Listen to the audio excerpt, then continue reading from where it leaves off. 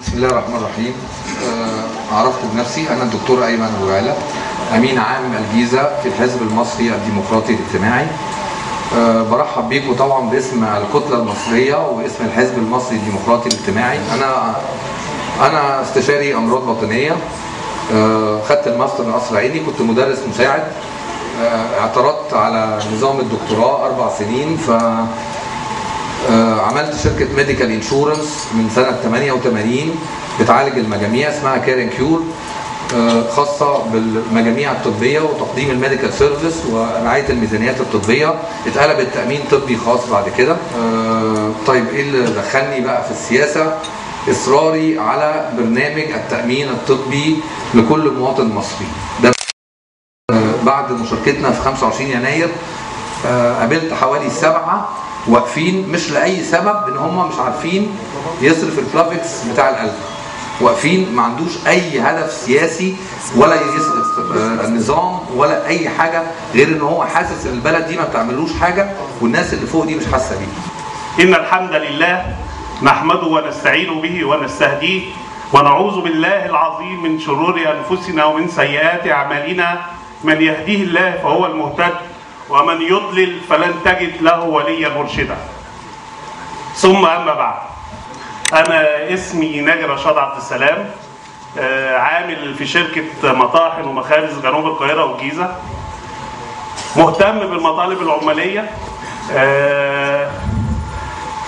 صاحب قضيه الحد الادنى للاجور اللي رفعناها على رئيس المخلوع في عام 2008، والقضاء حكم لنا ان احنا لابد ان الدوله تلتزم بوضع حد ادنى للاجور.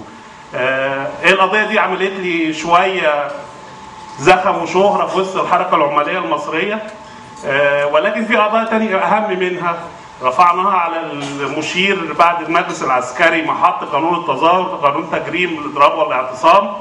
احنا رفعنا قضيه علشان نلغي قانون قانون تجريم الاضراب والاعتصام.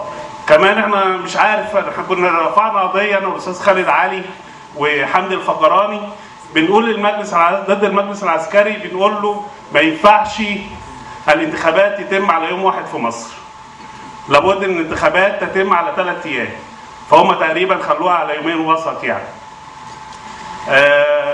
بجد انا سعيد زي الدكتور ايمن ما قال ان انا بنتمي الى الطبقه الفقيره في مصر، ودي عبقريه الحزب المصري الديمقراطي الاجتماعي.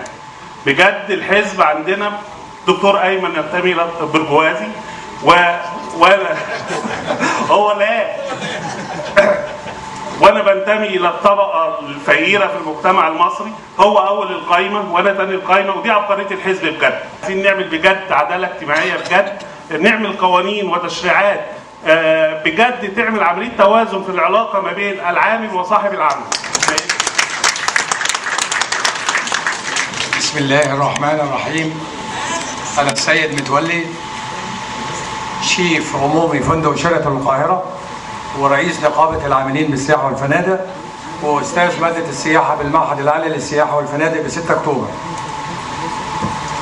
الحقيقة احنا دخلنا الحزب المصري الديمقراطي وكلنا أمل إن ربنا يوفقنا إن احنا نعمل مجلس شعب قوي، وبالتالي نختار حكومة قوية ما تكونش سكرتارية زي ما كانت أيام الرئيس البائد. ونحن حزب وسطي معتدل. يحضرني قول رسول الله صلى الله عليه وسلم: اللهم اجعل أمتي وسطا. ونحن حزب وسطي معتدل، وإن تنصروه فقد نصركم الله. والسلام عليكم ورحمة الله وبركاته. قررنا ان احنا نشتغل مع قطاع السياحه. قطاع السياحه في جزء كبير جدا جدا جدا جدا بيأيدنا. قطاع السياحه قرروا ان هم بعد بكره بالتنسيق معانا ان احنا هنعمل وقفه ضخمه جدا جدا جدا على مسرح ابو الهول وميدان ابو الهول. قطاع السياحه والعاملين بالسياحه واسرهم قرروا او عايزين ان هي تكون شبه مليونيه او هتكون مليونيه فعلا لكل العاملين في قطاع السياحه.